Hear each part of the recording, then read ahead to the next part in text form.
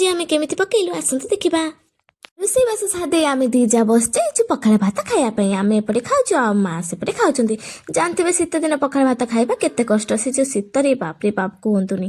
ତାପରେ ଯାହା ବି ହଉ ପଖାଳ ଟିକେ ନ ଖାଇଲେ ଦେହ ହାତ ଜମା ତ ଭଲ ଲାଗିବନି। ସେଥିପାଇଁ ଆମେ କୁନ୍ତିରେ ମୋର ବସିଯାଇଛୁ ଏପଟେ ପଖାଳ ଭାତ ଖାଇବା ପାଇଁ। ପଖାଳ ଖାଇସାରିଲା ପରେ ଯୋଉ ଶୀତ କୁହନ୍ତୁନି, ପୁଣି ଆଜି ଯୋଉ ଏଇଭଳିଆ ପାଗ ବାପରେ।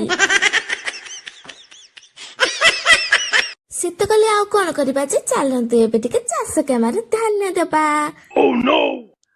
ତାପରେ ମୁଁ ଯେତେ ଚାହିଁଲେ ବି ଆମେ ଚାଷୀ ଘର ଝିଅ, ସେଥିପାଇଁ ଟିକେ ଚାଷ କାମରେ ଟିକେ ହାତ ନ ଲଗେଇଲେ ଆମ ହାତ ତ ଖାଲି କୁଣ୍ଡେଇ ହବ।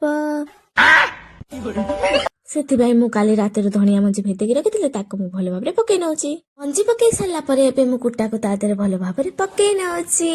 କୁଟାକୁ ଭଲ ଭାବରେ ପକେଇ ଦେଇ ସାରିଲା ପରେ ମୁଁ ଚାଲି ଯାଉଛି ପାଣି ଆଣିବା ପାଇଁ। ପାଣି ଆଣିକି ତା ଉପରେ ମୁଁ ଟିକେ ଭଲ ଭାବରେ ତାକୁ ଛିଞ୍ଚି ଦଉଛି। ଯେତେ ଚାହିଁଲେ ବି ଚାଷୀ ଘର ଝିଅ ନା, ତାକୁ ଭଲ ଭାବରେ ଚାଷ ଟିକେ ନ କଲେ କେମିତି ହବ।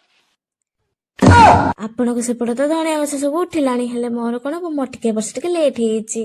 ଆଉ କଣ କରିବା ଯାହା ବି ହଉ। ତାପରେ ମୁଁ କହୁଛି ପାଣି କାଇଁ ଫିଙ୍ଗିବି, ଗଛ ଦେହରେ ଦେଇଦେବି। ଆମ ମା କହୁଛନ୍ତି ବର୍ଷା ତ ଉଠେଇଲାଣି, ତୁ କାଇଁ ମିଛଟାରେ ପାଣି ଦଉଛୁ ଗଛରେ।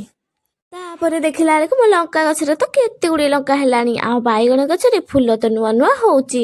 ତା ଦେହରେ ବାଇଗଣ ବି ଗୋଟେ ଗୋଟେ ଫଳିଲାଣି, ହେଲେ ସବୁ ଛୋଟ ଛୋଟ ବାଇଗଣ ହେଇଛି। ତା ଦେହରେ ଆଉ ଟିକେ ପାଣି ଦେଇଦେଲେ ଆଉ ଟିକେ ଭଲ ହେଇଯିବ। ଥାଉ ଚାଷ କାମ ଏବେ ବହୁତ ହେଇଗଲା। ଏବେ ଚାଲନ୍ତୁ ପକେଇବା ମୋ ଫୁଲ ଗଛ ଉପରେ ଟିକେ ନଜର। ଏଇଟା ମାଇ ଫୁଲ ନା ଅଣ୍ଡିଆ ଫୁଲ କିଛି ତ ଜଣା ପଡୁନାହିଁ। ହଉ ଯାହା ବି ହଉ, ଫୁଟି ସାରିଲା ପରେ ଜଣା ପଡିବ ଏଇଟା ମାଇ ଫୁଲ କି ଅଣ୍ଡିଆ ଫୁଲ। ମାର୍ଗଶିର ମାସ ଗୁରୁବାର ତ 2 ପାଳି ହେଇଗଲାଣି, ଆଉ 2 ପାଳି କି 3 ପାଳି ଭଳିଆ ଅଛି।